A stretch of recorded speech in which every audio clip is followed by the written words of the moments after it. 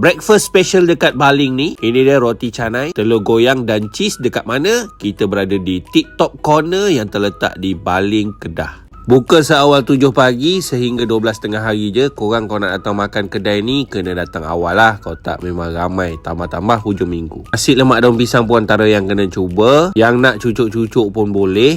Ni lah owner dia. Alhamdulillah pagi-pagi lagi dah jumpa owner dia yang ada di kedai ni. Apalagi kita order yang special lah sebenarnya. Kita tengok apa kata owner. 37 menu, 38.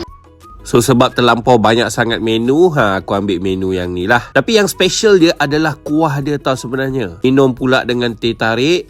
Kalau nak yang sejuk, teh ais pula macam ni, aku tak tahulah. Jadi kalau nak datang ke Baling ni, korang kena berpuasa siap-siap sebelum nak sampai nak berstaycation dekat Baling ni. Sebab kedai makan dia memang terbaik, sedap-sedap.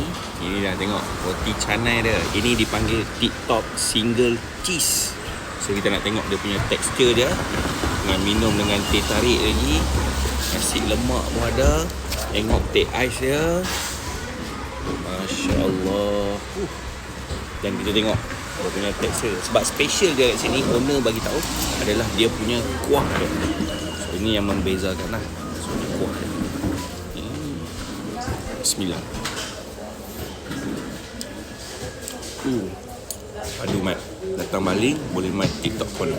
Jadi boleh save video ni ataupun share dekat kawan-kawan korang. Mana tahu nak datang bercuti di Baling, Kedah ni. Tak tahu nak makan kat mana? Ni dia. Korang kena follow aku sebab banyak lagi tempat yang aku pergi makan. Dan salah satu tempat favourite aku adalah tip-top corner ni. So orang Baling, kat mana lagi kita nak pergi makan? Cuba komen dekat bawah.